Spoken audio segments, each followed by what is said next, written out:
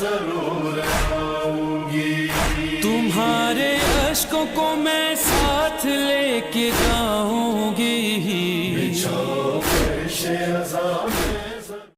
للہ رب العالمین،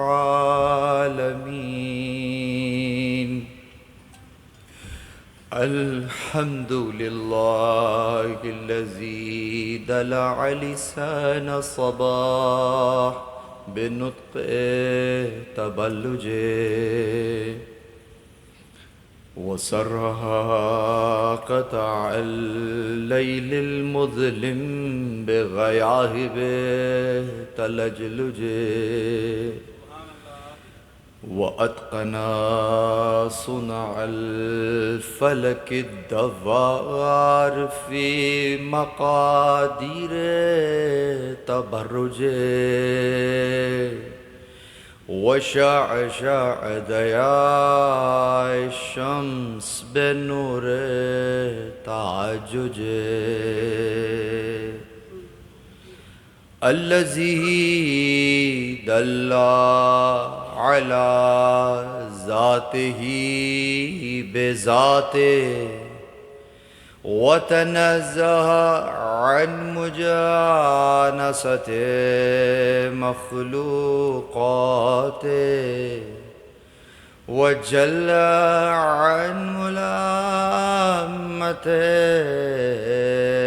كيفياته الذي قرب من خطرات الظنون وبعد عن لحظات العيون وعلم بما كان قبل أن يكون، ثم صلاة وسلام وتحية والإكرام على رسول ثقلين رحمة للمشرقين والمغربين جد الحسن والحسين سيدنا ومولانا أبو القاسم محمد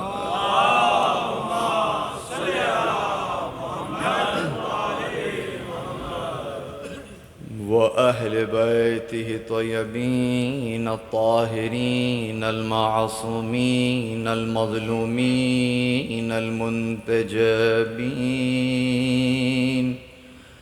الذين ذهب الله عنهم الرجس وطهرهم تطهيرا.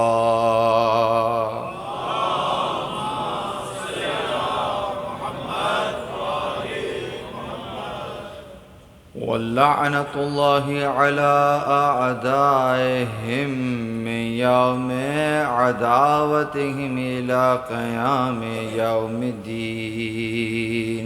أما بعد، قال الله سبحانه وتعالى في محكم كتابه المجيد وفرقانه الحميد. بسم الله الرحمن الرحيم. يا أيها الذين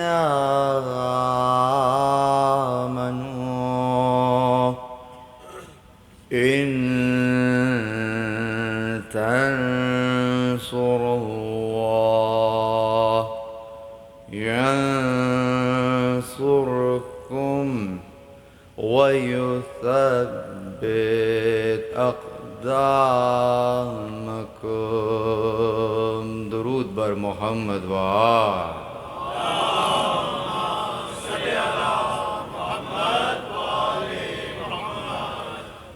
الحمد للہ الذی جعلنا من المتمسکین بالقرآن الکریم وبولایت امیر المومنین و ائمۃ المعصومین علیہم السلام.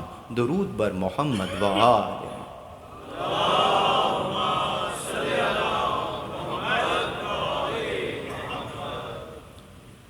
تمام تر تعریفیں خدائے وحدہ لا شریک کے لیے. درود اور سلام محمد اور اہل بیت محمد علیہ الصلاۃ والسلام کی ذوات مقدسہ پر.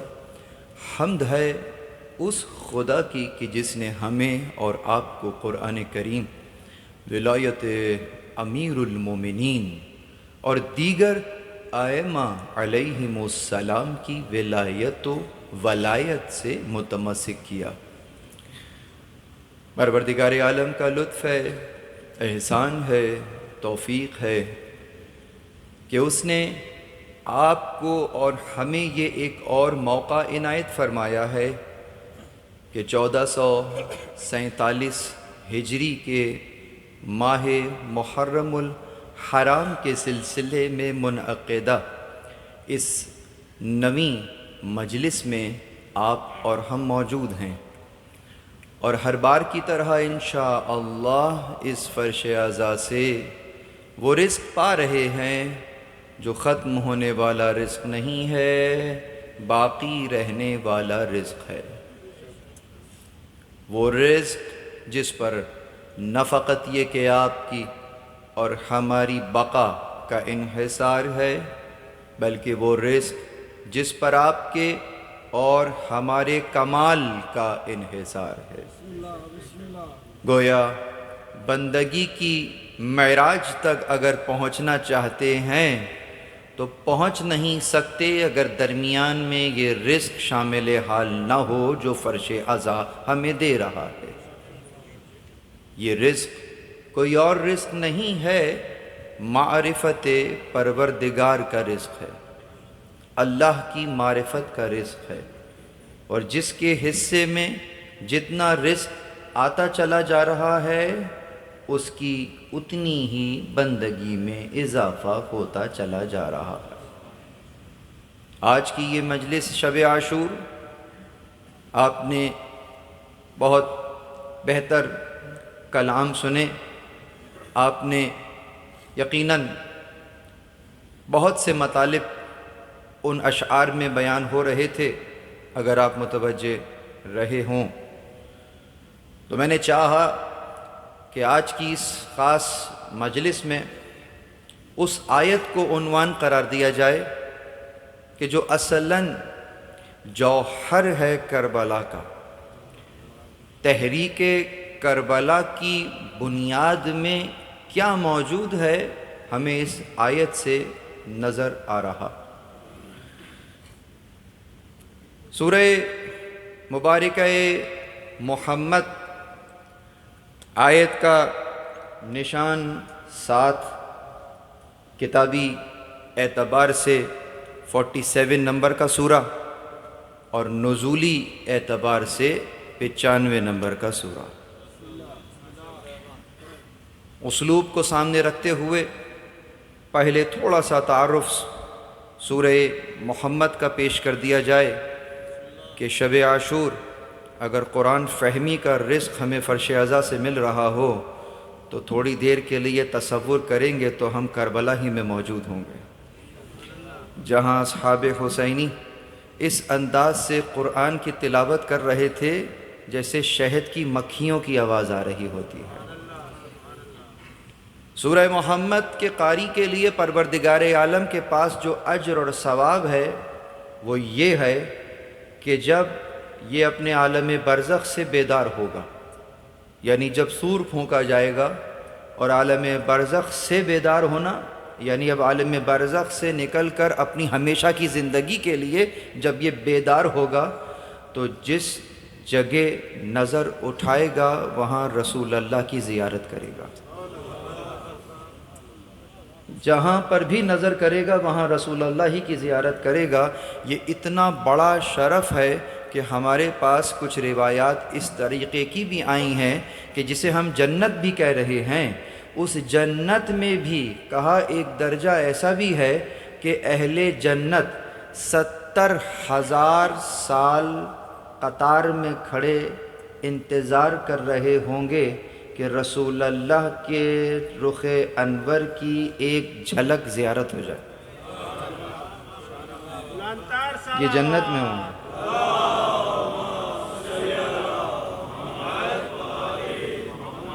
اگرچہ جنت میں ہیں لیکن ایسے ہیں کہ ان کے رخ انور کی ایک جھلک دیکھنے کے لیے خدا معلوم وہ 70,000 سال کون سے سال ہیں، یہاں کے سال ہیں یا وہاں کے سال ہیں. یہ ایک الگ بحث ہے. اور کچھ ایسے بھی ہوں گے کہ جنت میں ہیں، اچانک سے ایک روشنی کو دیکھیں گے تو سوال کریں گے پروردگار عالم سے کہ یہ روشنی کیسی تھی، کہ ہم نے تو یہ سنا تھا کہ جنت میں سورج تو نہیں ہوتا، جس طرح دنیا میں دن ہوتا ہے رات ہوتی ہے، یہ سلسلہ وہاں تو نہیں ہے. یہاں سے ایک فٹ نوٹ لگاتا چلوں کہ اہل جنت ہیں، شان دیکھیے کہ پروردگار عالم سے جب چاہے کلام کر رہے ہیں، اس درجے میں بھی ہیں. تو وہیں پوچھا کہ اے پروردگار یہ روشنی کیسی ہے جو ہم نے ابھی دیکھی، ہم نے تو یہی سنا تھا کہ یہاں کوئی سورج نہیں ہے، تو یہ اچانک سے یہ کیا تھا جو ایک دم ظاہر ہوا اور پھر ختم ہوا؟ تو آواز آئے گی یہ سورج نہیں تھا، علی اور زہرا نے کسی بات پر تبسم کیا ہے تو یہ نور پھیل رہا ہے. یہ دوسرا درجہ ہے عزیزوں. یقیناً کچھ ایسے ہیں جو اس انداز سے اہل بیت علیہم السلام کی ہستی کو، ان کے وجود مقدس کو محسوس کر رہے ہیں. یہ بھی ایک درجہ ہے. اور آگے آ جائیے، مثلا خود رسول اللہ فرما رہے ہیں، جہاں دیگر مناقب بیان کرتے ہیں، فرماتے ہیں کہ وہ شخص جو کسی یتیم کی کفالت کر رہا ہے وہ جنت میں میرے ساتھ 2 انگلیاں اٹھا کر دکھائیں اس طریقے سے ساتھ ہوگا. سمجھ رہے ہیں؟ جو کسی یتیم کی کفالت کرے وہ جنت میں اس انداز سے میرے ساتھ ہوگا. یہ بھی ایک درجہ ہے. یہاں پر آ کر بس ایک سوال قائم کر دیتا ہوں کہ یا رسول اللہ، یہ جس یتیم کی پرورش کرنے والا جو بھی ہوگا وہ آپ کے ساتھ اس انداز سے جنت میں رہے گا، اور اگر کوئی خود آپ کی پرورش کر رہا ہو تو وہ درود پڑھیے محمد و آل محمد پر.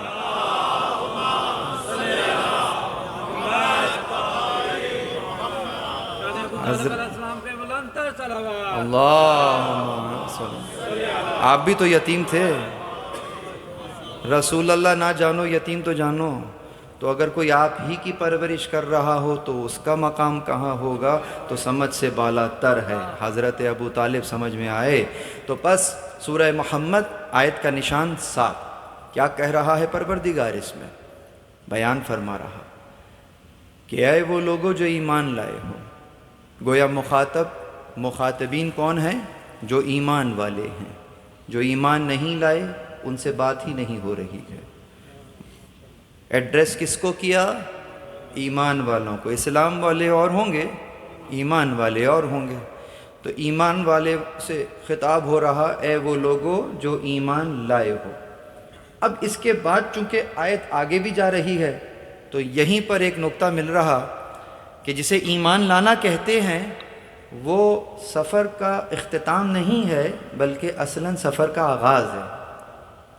جب ایمان کی کیفیت میں آ جاتا ہے انسان تو اس سے آیت مخاطب ہوتی ہے یا ایھا الذین آمنوا آمنو، اے وہ لوگوں جو ایمان لائے ہو ایمان لے آؤ. یہ پھر ایمان لے آتا ہے، اس کا ایمان اور بڑھ جاتا ہے. پھر آیت پڑھتا ہے، آیت پھر کہتی ہے اے وہ لوگوں جو ایمان لے آئے ہو ایمان لے آؤ. تو گویا یہ پھر مزید اور ایمان لاتا ہے اور اپنا ایمان پختہ کرتا ہے. تو اب جب تک یہ آیت پڑھتا رہے گا یہ آیت اس کو کہتی رہے گی ایمان لے آئے ہو تو ایمان لے آؤ. ایمان لے آئے؟ ہاں اچھا اور ایمان لے آؤ. تو کتنا ایمان لے آئے. یہی سمجھانا چاہ رہا ہوں کہ جس وادی میں تم نے قدم رکھ دیا ہے اسے وادی توحید کہتے ہیں. جب وادی توحید کی کوئی حد نہیں ہے تمہارے ایمان کی حد کیسے ہو سکتی ہے؟ بالکل اسی انداز سے گویا تم اپنی قوت بازو پر دیکھو کہ تم کتنا پرواز کر سکتے ہو. وہ خدا تو خدا ہے. ارے تم علی کو سمجھنا چاہتے ہو، جیسا علی ہیں وہ تمہیں سمجھ میں نہیں آ سکتے. ہاں تم میں جتنی قوت پرواز ہے، تم جتنے بلند ہوتے رہو گے تمہیں علی سمجھ پہ آتے رہیں گے. جتنے تم بلند ہو رہے ہوگے تمہیں اس بلندی پر وہاں پر علی میں نظر آتے رہیں گے. تو پس عزیزوں اس انداز سے کہا کہ یا ایھا الذین آمنوا، اے وہ لوگو جو ایمان لائے ہو، ان تنصروا اللہ ینصرکم، اگر تم اللہ کی مدد کرو گے تو وہ پلٹ کر تمہاری مدد کرے گا. ان شرط ہے، شرطیہ ہے معاملہ، کنڈیشنل اسٹیٹمنٹ ہے کہ اگر یہ کنڈیشن ٹرو ہوگی تو پھر آگے کے اسٹیٹمنٹ کو پڑھا جائے گا. تو کہا ان تنصروا اللہ، اگر تم اللہ کی مدد کرو گے، ینصرکم، تو پھر وہ تمہاری مدد کرے گا. اور نہ فقط یہ کہ مدد کرے گا، وَيُثَبِّتْ أَقْدَامَكُمْ، اور تمہارے ان اقدامات کو جو تم کرو گے ان کو ثابت قدمی وہ عنایت کرے گا. قدم تم اٹھاؤ گے، اثبات وہاں سے ملے گا. گویا شروع تم کرو گے، ایک قدم تم اٹھاؤ گے، 10 قدم اس کی رحمت چل کر تمہاری طرف جائے گی. لیکن یہ ساری کاروائی شروع کب ہوگی؟ تمہارے پہلے قدم پر.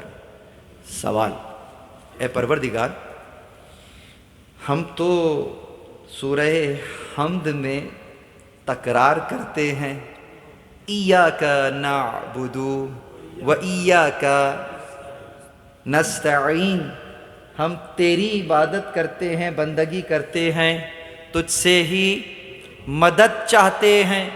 تو آپ جب یہ کہتے ہوں گے کہ میں تجھ سے مدد چاہتا ہوں، تو بتاؤ سورہ محمد کی 7 نمبر کی آیت سامنے آتی ہوگی یا نہیں آتی ہوگی کہ اگر تم میری مدد کرو گے پھر میں تمہاری مدد کروں گا.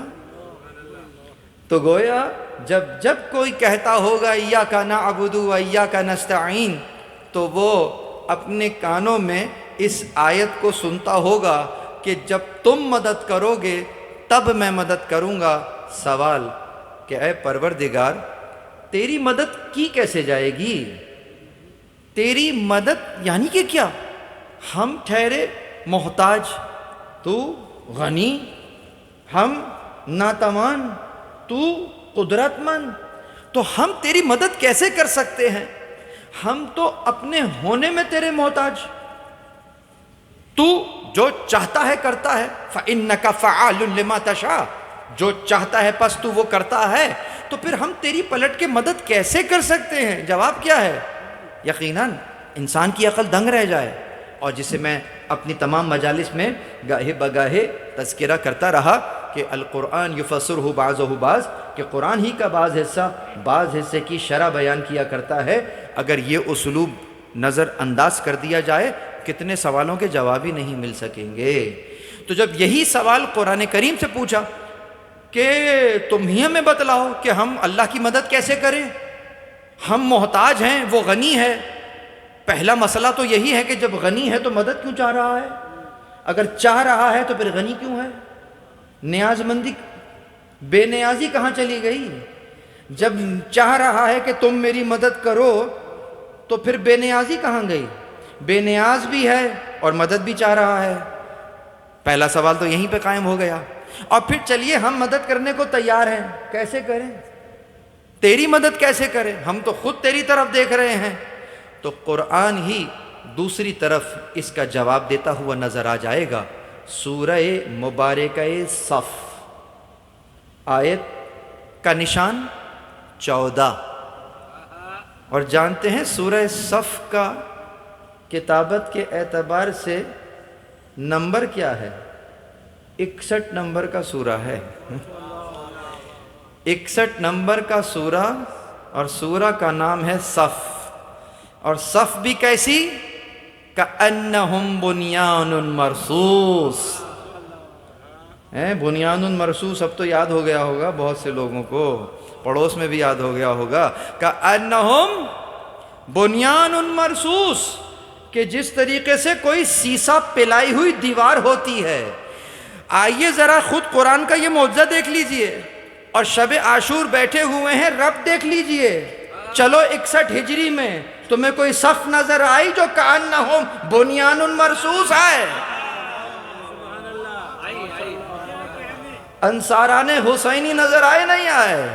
اور ایسی صف ہے کائنات میں، ایسی صف تمہیں نہیں ملے گی. اگر ان کی عمر کے اعتبار سے ان کو سارٹ کر دو، یعنی ان کو ترتیب دے دو، اسینڈنگ آرڈر میں ہی سارٹنگ کر دو، ان کی ترتیب کر دو چھوٹے سے بڑا، تو اب جو صف نظر آ رہی ہے سامنے، ایسی پیاری صف بنی ہے کہ ایک سرے پر 6 ماہ کا نظر آ رہا، دوسرے سرے پہ 95 سال کا نظر آ رہا. کیسی صف ہے؟ ایسی کسی آرمی کی صف دیکھی ہے؟ کبھی کوئی ایسا لشکر دیکھا؟ نہیں دیکھا. کیا بتا رہی ہے یہ صف؟ یہ صف بتا رہی ہے کہ یہ وہ خیمہ حسینی ہے، یہ وہ لشکر حسینی ہے کہ جس میں آنے کے لیے کوئی عمر قید نہیں ہے، صرف کیفیت چاہیے، عمر کی کوئی قید نہیں چاہیے. درود بر محمد وآل محمد. اندر کی کیفیت چاہیے، اندر سے دینی حمیت چاہیے. اگر یہ ہے، اگر اخلاص ہے تو تمہاری صف میں جگہ موجود ہے. تو کأنہم بنیان مرصوص. 14 نمبر کی آیت میں آئیے، اور آیت کا نشان بھی کتنا پیارا ہے، 14. کیا کائنات میں 14 کی صف ہے؟ 14 کی صف نظر آئی؟ ایسی نظر آئی کہاں سے شروع ہوئی ہے کہاں تک چلے گی.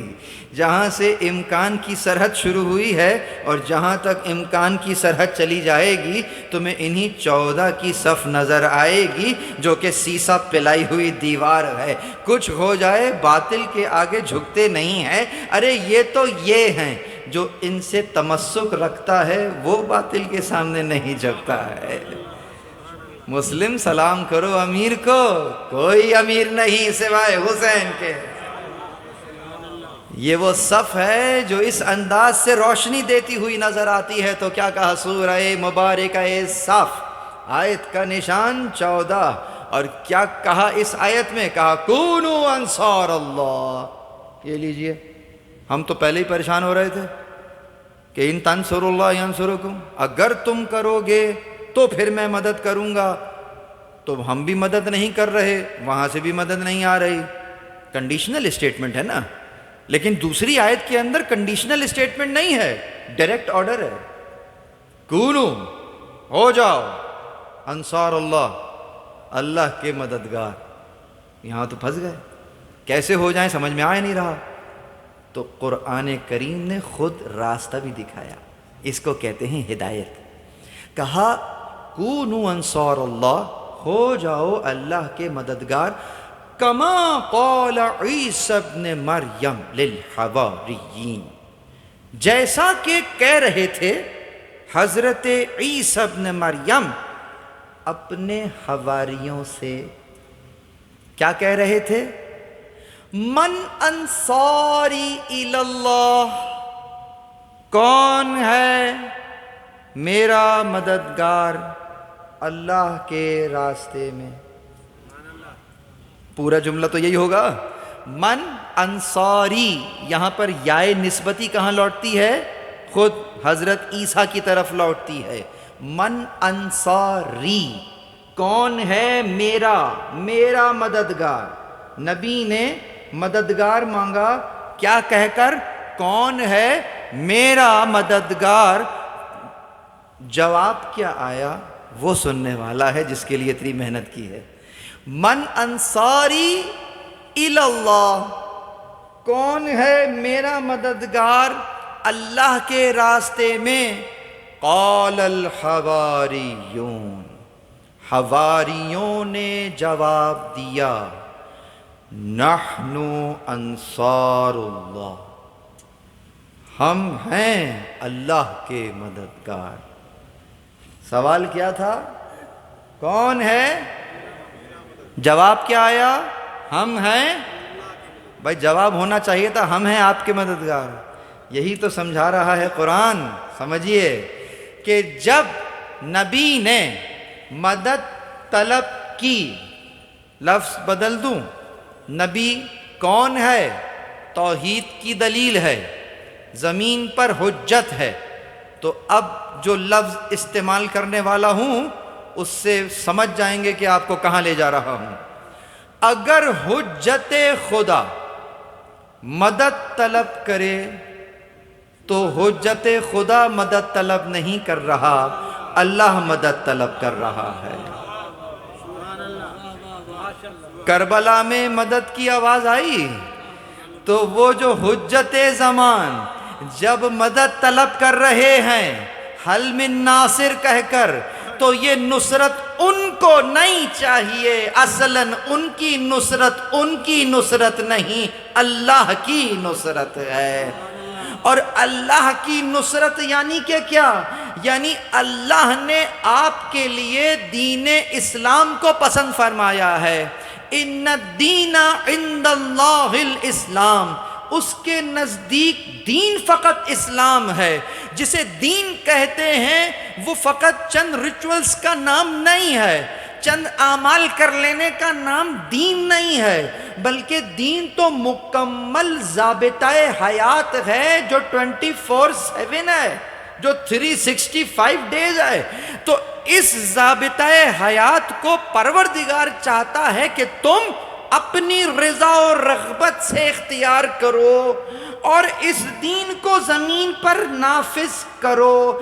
تم ایک قدم بڑھاؤ، 10 قدم میری رحمت چل کر آئے گی، لیکن پہل تم نے کرنی ہوگی۔ تو اب اگر اس دین کے قیام اور اس کے استمرار کے لیے، کنٹینیوٹی کے لیے اگر کوئی مدد طلب کر رہا ہے، اصلاً اللہ کے دین کے لیے مدد طلب کر رہا ہے، اور یہ جو اللہ کی مدد کہلا رہی ہے یہ اس کے دین کی مدد کہلا رہی ہے۔ کربلا میں انصاران حسینی نے فقط حسین کی مدد نہیں کی ہے، اللہ کے دین کی مدد کی ہے۔ اسی لیے چشتی صاحب نے جو شعر کہا وہ امام حسین کو ایڈریس کر کے کہا، کہتے کیا کہا تھا؟ شاہ است حسین، بادشاہ ہست حسین، دین ہست حسین، دین پناہ ہست حسین۔ یعنی حسین دین ہیں، دین کی پناہ بھی ہیں۔ یعنی اگر حسین سمجھ میں آ جائیں اصلاً تمہیں دین سمجھ میں آئے گا، اور جب دین سمجھ میں آ جائے گا تو وہی حسین اس سمجھ کے استمرار کے لیے اپنی اطرت کو سامنے کر رہے ہوں گے۔ درود بر محمد بس۔ تو نحن انصاری الی اللہ، ہم ہیں، نحن انصار اللہ، ہم ہیں اللہ کے مددگار۔ یہاں تک کی بات اگر سمجھ میں آ گئی تو بس بات کو آگے بڑھائیے۔ تو آئیے ہم اب اس دین کی مدد کیسے کر سکتے ہیں۔ یہ جو مجلس اعزا برپا ہوئی ہے، یہاں جتنے لوگ مجھے سن رہے ہیں، کیا اس کا بھی دین کی نصرت سے تعلق ہے یا نہیں ہے؟ توجہ، بہت توجہ۔ یہ میں نے ایک باریک نکتہ دے رہا ہوں، بہت سے نئے چہرے دیکھ رہا ہوں، میری گزشتہ گفتگو کو نیٹ پہ دیکھیے گا۔ یہ بتلائیے کہ اگر میں اس مجلس اعزا کو اس دین کی امپلیمنٹیشن اور استمرار سے الگ کر دوں تو پھر یہی ہوگا کہ یہ مجلس فقط ایک کچھ ریچولز کی طرح رہ جائے گی کہ بس بند کمرے میں کوئی کام کیا، ثواب لیا یا گناہ بخشوائے اور گھر چلے گئے، لیکن اس مجلس کا معاشرے سے کوئی تعلق نہیں ہوگا۔ لیکن جو دین اللہ نے آپ کے اور میرے لیے پسند کیا ہے اس کا تعلق تو معاشرے سے ہے، اس کا تعلق تو معاشرے کی اصلاح سے ہے. اگر معاشرے سے کاٹ کر کسی دین کو دیکھتے ہو تو پھر اس کا مطلب کہ گویا کوئی نظام تمہارے سامنے پیش کیا جا رہا ہو اور یہ کہا جا رہا ہو کہ نہیں یہ تو دنیا کے لیے ہے، دین کا تعلق تو فقط مسجد سے ہے، دین کا تعلق تو فقط روزے سے ہے. اس کا مطلب جو نظام سامنے آ رہا، کوئی سیکولر نظام سامنے آ رہا ہے جس میں دین کا کوئی پہلو نہیں ہے، جو تمہاری مرضی آئے وہ تم کرنا چاہتے ہو. بس اگر مجلس حسین میں سے اس عنصر کو نکال دو، دین کی مدد کو نکال دو، یعنی دین کے استمرار کے لیے اسے نفاذ اور استمرار کو اگر اس میں سے نکال دو تو پھر بچتا کیا ہے؟ فقط چند ریچولز کے انداز سے بات رہ جاتی ہے. آئیے آگے چلیے. تو کیسے یہ دین کی مدد ہوگی بیان کر رہا ہوں. یقیناً بہت سی تحریکیں اٹھی ہیں کربلا کے وقت، کربلا کے بعد، لیکن ایک تحریک وہ ہے جو آپ کے اور میرے چوتھے امام نے شروع کی. اور وہ تحریک کون سی تحریک ہے؟ جس کا حصہ ہیں آپ لوگ. شاید ہمیں پتہ بھی نہیں ہے کہ ہم اس تحریک کا حصہ ہیں، لیکن وہ تحریک برپا کی خاص اس انداز سے چوتھے امام نے. اور وہ کیا تحریک ہوئی سمجھیے، وہ تحریک ہے گریہ کی تحریک، رونے کی تحریک.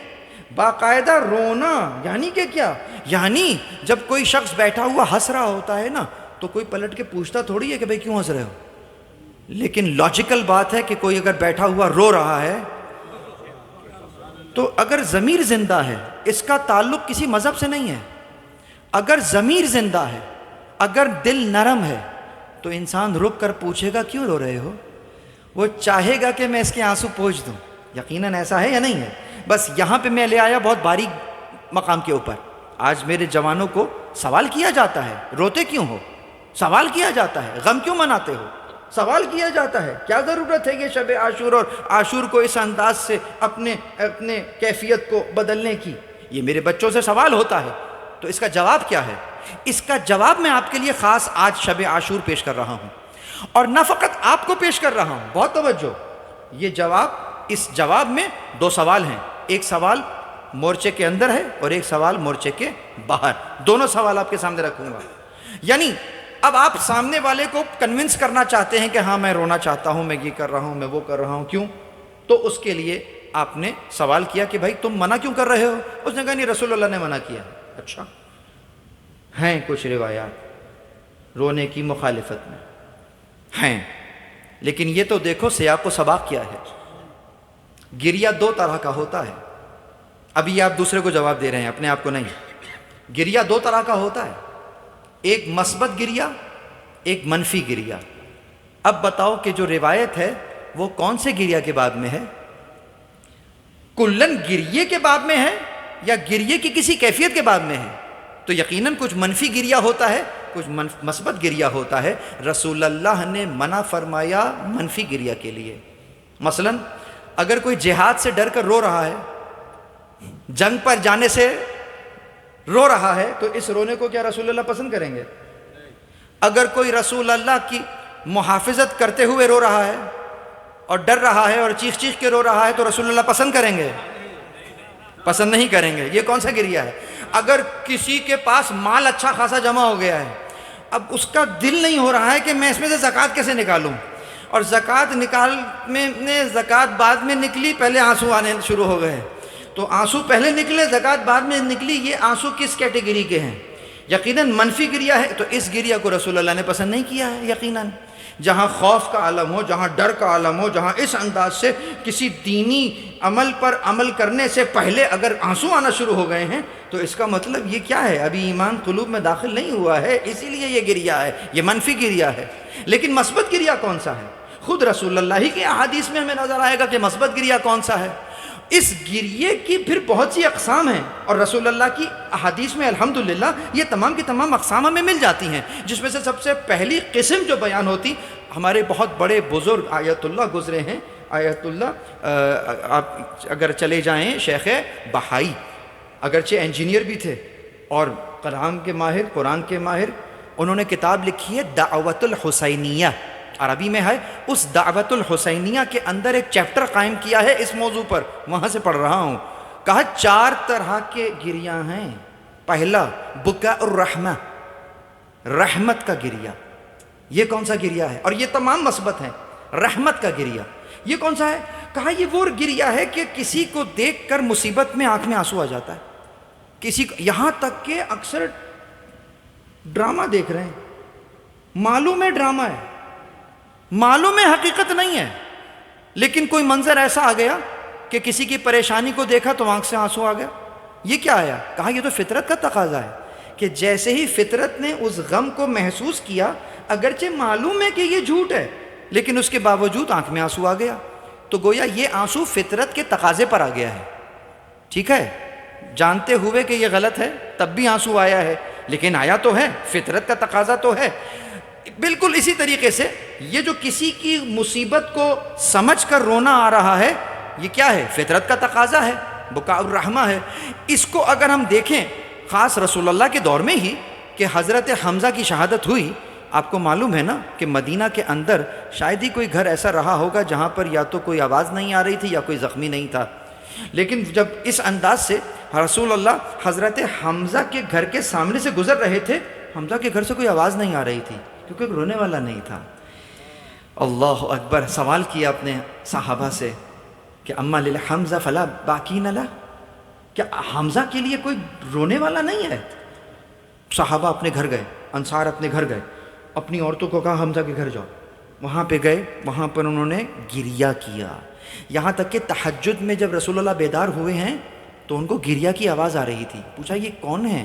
کہا یہ حمزہ کے گھر میں انصار کی عورتیں جمع ہوئی ہیں اور حمزہ پہ گریہ کر رہی ہیں. رسول اللہ نے ہاتھوں کو بلند کیا، اے پروردگار ان آوازوں پر اپنی رحمت نازل فرما. اس کو کہتے ہیں بکاء الرحمہ. کسی کی مصیبت کو اپنی مصیبت سمجھ کر رونا، بکاء الرحمہ. بکا کی دوسری قسم بکاء الفقدان. بکاء الفقدان یعنی کہ کیا؟ کسی کو مس کر کے گریہ کرنا ہے. کوئی بچہ ہے، گریجویشن کرنے آیا ہے، باپ نے بڑی مشکلوں سے بھیجا ہے اس کو کما کے. وہ باپ کوئی کاروبار کرتا ہے چھوٹا موٹا اور بڑی مشکلوں سے اس نے بھیجا، یہاں تک کہ جب بچہ آخری سیمسٹر میں آ گیا تو وہاں باپ کا انتقال ہو گیا اور اب یہاں پر یہ گریجویٹ ہو رہا ہے. مجھے بتاؤ جب اس کو ڈگری دی جا رہی ہوگی اس کی آنکھ میں آنسو آئے گا یا نہیں آئے گا؟ یہ کون سا گریہ ہے؟ بکاء الفقدان. تم نے کسی کو مس کیا ہے اور پھر آنکھ میں آنسو آیا. آپ کے آنکھ میں یہ آنسو بھی آتا ہے، اللہم انا نشکو الیک فقد نبینا وغیبت ولینا. اے پروردگار ہم شکوہ کر رہے ہیں کیا کہ تو نے ہمارے درمیان میں سے ہمارا امام ہم میں نہیں ہے، ہمارے رسول ہم میں نہیں ہے، تو اس بات پہ ہم گریہ کر رہے ہیں، مس کر رہے ہیں ان کو. بکاء الفقدان. تیسرا بکا، اور وہ کیا ہے؟ بکاء عدم الحضور. کہ کسی جگہ پر نہ ہونے کو یاد کر کے رونا کہ میں وہاں کیوں نہیں تھا.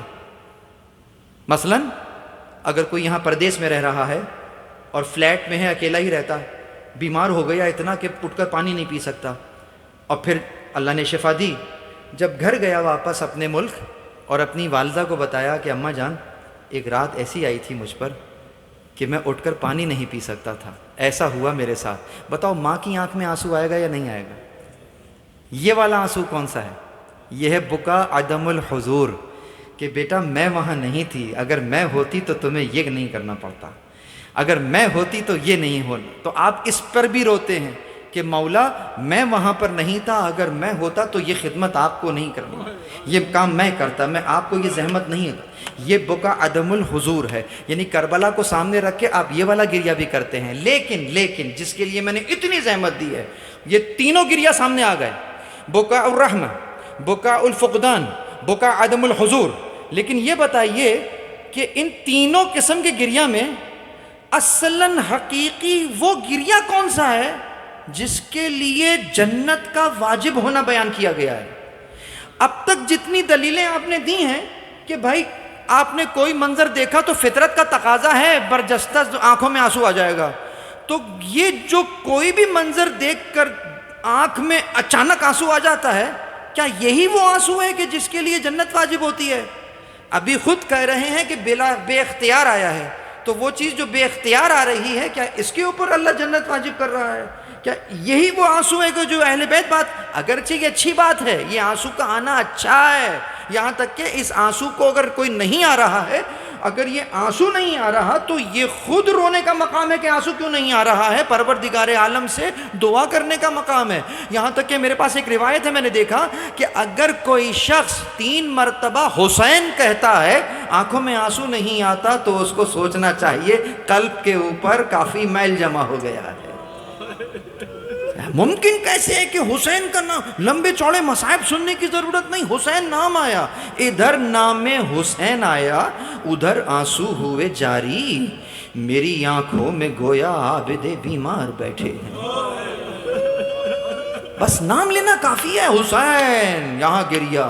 حضرت نوح روئے ہیں، جب اپنی کشتی کے اندر حسین کا نام لیا، آنکھوں سے گریا، کہا یہ کس کا نام میں نے لیا ہے کہ میری آنکھوں میں گریا آ رہا ہے، آنسو آ رہے ہیں۔ بیان کیا گیا یہ آخری نبی کے نواسے کا نام ہے جو تم نے لیا ہے۔ عزیزوں، وقت نہیں، آگے چلیں تو کیا ہوا؟ وہ کون سا گریا ہے جس پر اتنی فضائل کا بیان؟ وہ گریا ہے بکاء المعرفہ، معرفت والا گریا۔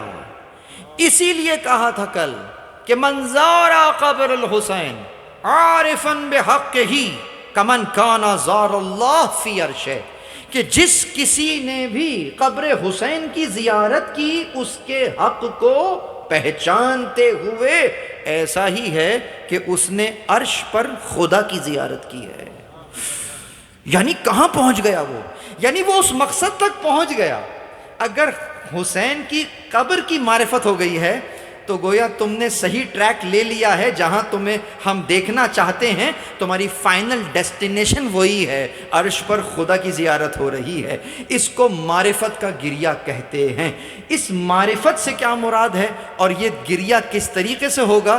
جی ہاں، یعنی کہ کربلا میں، آخری بات کر کے ربط مسائب پہ جاؤں گا، بہت توجہ۔ کربلا میں سب کچھ ہوا، ہمیں یاد ہے، جس کو آپ غم حسین کے نام سے کہہ رہے ہیں، یہ تمام تبرکات غم حسین سے متعلق ہیں۔ تعزیہ کیا ہے؟ غم حسین ہے۔ تعزیہ کیا؟ یعنی کہ قبر کی شبیہ۔ قبر کب بنی تھی؟ شہادت کے بعد، اسی کی شبیہ بنائی نا۔ یہ علم کے اوپر جب خون ہے تو خون کون سا ہے؟ احد والا، بدر والا نہیں، کربلا والا۔ کربلا میں کب؟ یعنی کہ جب عصر عاشور حضرت ابو الفضل کا علم آیا ہے، تو یہ وہ، میں آپ سے سارے سوال کروں گا، یہ جھولا جو رکھا ہے یہ کون سا ہے؟ مدینے والا نہیں، یہ خیام، یعنی خیام حسینی میں رباب کا جھولا جو جل گیا تھا اس کی شبیہ۔ میں جتنے سوال آپ سے کروں گا آپ کا ایک جواب ہوگا، کربلا کربلا کربلا، عصر عاشور عصر عاشور عصر عاشور۔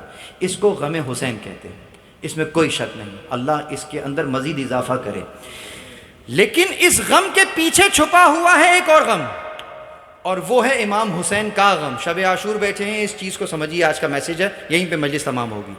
اس غم کے پیچھے چھپا ہے امام حسین کا غم۔ یہ غم حسین، اور وہ کیا ہے؟ امام حسین کا غم۔ وہ غم کیا ہے؟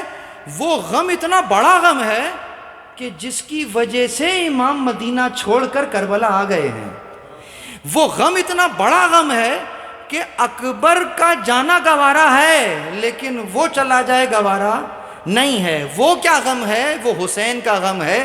کیا دیکھ نہیں رہے ہو کہ دین پر عمل نہیں ہو رہا؟ کیا دیکھ نہیں رہے ہو کہ سنتیں پامال ہو رہی ہیں؟ کیا دیکھ نہیں رہے؟ دین پر عمل نہیں ہو رہا، یعنی نصرت خدا نہیں ہو رہی ہے۔ یہ نصرت خدا کا نہ ہونا اتنا بڑا حسین کا غم ہے کہ اس کے لیے اصغر بھی دیں گے، اکبر بھی دیں گے، عباس کے بازو بھی دیں گے، زینب کی رضا بھی دیں گے۔ اللہ اکبر عزیزوں، جتنا سرمایہ ہم دے دیں گے، جو ہمارے پاس ہے وہ دینے کو تیار ہیں، لیکن نہیں دینا چاہتے تو کیا؟ دین کی حمیت اور حمایت سے ہاتھ نہیں اٹھا سکتے۔ یہ ہے امام حسین کا غم۔ آئیے اس غم کو بھی تازہ کیجئے۔ پس عزیزوں، بات آ گئی ہے نا قربانیوں تک۔ اللہ اکبر، کس شہزادے کے لیے آئے ہیں آج؟ نام تو علی ہے لیکن دکھنے میں بالکل رسول ہیں، اور نہ فقط دکھنے میں رسول ہے، ارے کردار میں، گفتار میں، رفتار میں محمد مصطفیٰ۔ روایت ملتی ہے کہ جب ہم رسول اللہ کی زیارت کرنا چاہتے تھے، ارے جس گھرانے میں سبھی محمد ہیں، جب وہ محمد کی زیارت کرنا چاہتے تھے تو علی اکبر کو دیکھ لیا کرتے تھے۔ اللہ اکبر، شبیہ پیغمبر۔ شبیہ کا مطلب ہی یہی ہے، شبیہ وہی ہے، ویسا ہی ہے۔ اللہ اکبر۔ علی یعنی کون؟ علی اکبر، حسین کے بڑے بیٹے۔ کیا شخصیت ہے، وقت نہیں ہے کہ میں تفصیل سے پڑھوں، بس اتنا جان لیجئے گا کہ میرے جوان نہیں جانتے، انہیں بتا رہا ہوں، بزرگوں کو تو سبق سنا رہا ہوں۔ یہ جو آپ زیارت عاشور میں پڑھتے ہیں نا، السلام علی الحسین وعلی علی ابن الحسین، کون ہے یہ؟ علی اکبر ہیں۔ یہ علی اکبر ہیں جنہیں سلام کر رہے ہیں، کیوں؟ اس لیے چوتھے امام نہیں ہیں یہ، وہ تو بقیع میں ہیں۔ تم کھڑے ہو کربلا میں، تمہارے سامنے روضہ حسین ہے، تمہارے سامنے ذریعہ امام حسین ہے، اسی ذریعے سے متصل قبر کس کی ہے؟ علی ابن الحسین۔ اللہ اکبر، دونوں علی وہیں موجود ہیں۔ مجھے یاد ہے کربلا میں سوال پوچھا جا رہا تھا، ایک شخص روتے ہوئے پوچھ رہا تھا، بہت دیر ہو گئی، میں ہر قبر پہ چلا گیا، تم تو مولانا ہو، بتاؤ علی اصغر کی قبر کا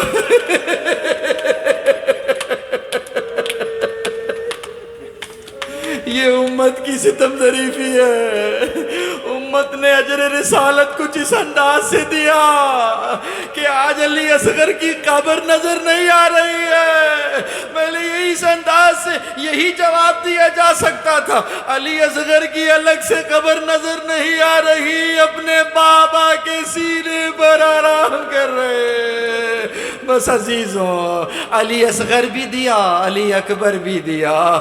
بس کس انداز سے، جیسے ہی صبح عاشور کا سورج طلوع ہوا، کل وہ وقت آنے والا ہے نا، تاریخ نے ہمیں بتلایا، سب سے پہلے حسین جسے میدان میں بھیج رہے تھے وہ کوئی اور نہیں، حسین کا بڑا بیٹا علی اکبر ہے۔ تقدم ولدی، کربلا ہو چکی تیار، بیٹا تقدم ولدی۔ لیکن جو ہی علی اکبر نے ارادہ کیا، انصاران حسینی سامنے آ گئے، مولا ہماری غیرت گوارا نہیں کرے گی کہ ہم موجود ہو، علی اکبر پر کوئی آ جائے۔ بس عزیزوں، انصار کی احترام میں حسین نے اپنے بیٹے کو روک لیا۔ لیکن کب تک؟ جب اصحاب شہید ہو گئے، جب انصار شہید ہو گئے۔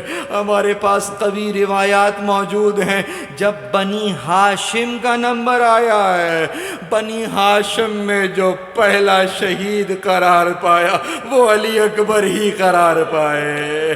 بس عزیزوں، اجازت تو دے ہی چکے تھے، اب یہ ودا کر رہے ہیں۔ ودا کر رہے ہیں کیسے؟ اللہ اکبر، گھوڑے پر سوار کیا اور نانا کی دستار گویا سر پر رکھی ہوئی ہے۔ ارے دیکھنے میں بھی رسول ہے، تبرکات بھی رسول کے ہیں۔ یاد رکھیے، اب جو تیر وہاں سے علی اکبر کی طرف آئے گا، اصلاً اکبر کی طرف نہیں، رسول اللہ کی طرف جا رہا۔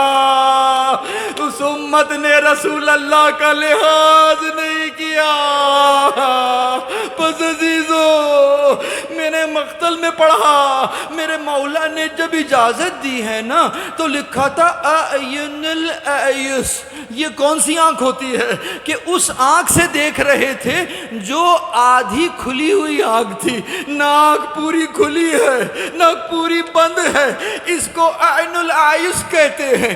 یعنی جب کوئی بہت قیمتی شے ہاتھوں سے جا رہی ہو تو ایک نگاہ حسرت ہوا کرتی ہے۔ حسین حسرت سے علی اکبر کو دیکھ رہے، روانہ کیا۔ علی اکبر تھوڑا سا آگے چلے، محسوس ہوا پیچھے کوئی آ رہا۔ جب مڑ کر دیکھا، بوڑھا باپ سواری کے پیچھے پیچھے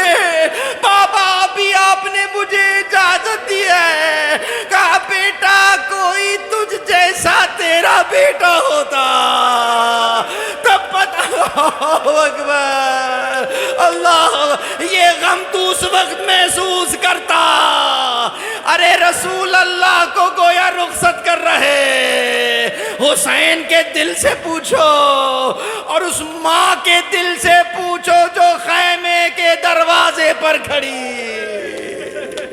علی اکبر کو جاتے ہوئے رخصت کر رہی. بچے اس انداز سے جوان نے جنگ کی. اللہ اکبر. وہ جنگ کی پہلے ہی حملے میں 80 ملائین کو فنار کیا ہے. شہزادہ 3 دن کا بھوکا پیاسا بھی ہے. پیاس کی شدت کا جب غلبہ ہو گیا اللہ اکبر یہ ہے امتحان حسین. علی اکبر پلٹ کر واپس آئے. بابا میں نے کیسی جنگ کی؟ داد شجاعت بابا سے پہلے وصول کیا. بیٹا بہت بہترین جنگ کی. تم نے میرے بابا کے انداز میں گویا جنگ کی ہے. بس عزیزوں جب داد شجاعت لے لی اب ایک سوال کر رہے ہیں بابا یہ اسلحہ مجھے پریشان کر رہا. گرمی کی شدت ہے. اگر پانی کی کوئی سبیل ہو جائے تو میں جنگ کو جاری رکھ سکوں. بس عزیزو وہ جن کے ہاتھوں میں کائنات کے خزانے ہیں آج علی اکبر پانی کا ایک گھونٹ مانگ رہا. یہ امتحان حسین ہے عزیزو. سمجھو اپنے امام زمان کو سمجھو. امام حسین کو سمجھو. میرا مولا کربلا میں یقیناً بے کس ضرور ہے بے بس نہیں ہے. اس اختیار کو رکھتے ہوئے اکبر جیسے بیٹے کو پانی نہیں دے سک رہا. بس عزیزوں انگوٹھی کو اتارا. کہا بیٹا اسے اپنے منہ میں رکھ لو. امید ہے کچھ کشائش ہو جائے اور کچھ دیر اور جنگ کر لو. ان قریب رسول اللہ تمہیں آب کوثر سے سیراب کریں گے. پھر کوئی پیاس نہیں لگے گی. بس عزیزو میں شہزادہ پھر میدان کی طرف گیا اور رجس خوانی کرتے ہوئے گیا. انا علی ابن الحسین ابن علی نحن عبید اللہ اے اولا بالنبی. آخر میں کہتے ہیں واللہ لا یحکم فینا ابن الدعی. خدا کی قسم پکارے جانے والے کا بیٹا ہم پر حکومت نہیں کر سکتا. گویا شہزادہ اللہ کے دین کی مدد کے لیے میدان میں گیا. پھر حملہ کیا کبھی دائیں سے کبھی بائیں سے. بس عزیزوں لیکن ایک ملعون گویا چھپ کر انتظار کر رہا کب یہ میرے پاس سے گزرے اور میں اسے اجر رسالت ادا کر دوں. وہ نیزے کی انی جو ایک روایت میں جگر میں پیوست ہوئی دوسری روایت میں پشت میں پیوست ہوئی. بس یہاں پر ایک ہاتھ سے انی کو اس انداز سے چبھوتا ہے دوسرے ہاتھ سے سر پر وار کرتا ہے. شہزادے کا سر شگافتہ ہو گیا. خون کا فوارہ ہے جو جاری ہوا. میرے مولا نے اپنی باہیں گھوڑے کی گردن میں ڈال دی. اللہ اکبر. عزیزو اس اسنا میں جہاں جہاں تک لوگ رونے آئے ہیں اس جملے کے لیے میں نے تمہیں محنت کی ہے. اب ذرا سمجھو علی اکبر نے اپنی باہیں گھوڑے کی گردن میں ڈالی ہوئی ہیں. کلیجے میں سنا پیوست ہے. سر شگافتہ ہے. گویا گھوڑے کو چاہتے ہیں کہ یہاں سے ذرا ایک طرف ہو جائے لیکن اس گھوڑے کی آنکھوں میں چونکہ خون آ گیا تھا اسے دکھائی نہ دے رہا تھا. یہ انہیں اور آدھا کے لشکر کے درمیان میں لے گیا. اب ذرا سمجھو شہزادے کی سواری آدھا کے درمیان سے گزر رہی ہے. اب جو جملہ تاریخ نے لکھا فَقَطَّعُوهُ بِسُيُوفِهِمْ عِرْبًا عِرْبًا. ان کی تلواروں شہزادے کو پارا پارا کرنا شروع کر دیا. ادھر تلواریں چلیں, ادھر آواز بلند ہوئی, یا بتا علیکا منی السلام, آپ پر میرا آخری سلام. یہ اسلوب کب اپنایا جاتا ہے؟ یہ اسلوب تب اپنایا جاتا کہ جب جواب کی امید نہ ہو. عرب اس وقت یہ سوال سلام کرتے ہیں, علیکا منی السلام, جب واپسی میں جواب کی امید نہ ہو. محدثین نے لکھا ایک وجہ یہ بھی ہو سکتی ہے علی اکبر بابا کو تکلیف نہیں دینا چاہتے تھے, جانتے ہیں باپ برداشت نہ کر سکے گا. اور یہی ہوا جب یہ آواز مولا حسین کے کانوں میں آئی, میرے مولا نے چند قدم چلنا چاہا, زمین پر گر گئے, پھر اٹھے, چند قدم چلے, زمین پر گر گئے. مجھے کچھ دکھائی نہیں دے رہا, آواز دیتے جاتے یا علی یا علی. معلوم نہیں کسے بلا رہے تھے, اپنے بابا علی کو بلا رہے تھے یا بیٹے کو بلا رہے. بس عزیزو, اس اسنا میں میرے مولا اس جگہ پہنچے جہاں علی اکبر, اللہ اکبر. آتے ہی آپ نے اپنے رخسار کو بیٹے کے رخسار پر رکھ دیا. کہتے ہیں اے بیٹا, اس دنیا پر تیرے بعد خاک ہے. گویا اس انداز سے اب دنیا میں زندگی گویا بے معنی ہے.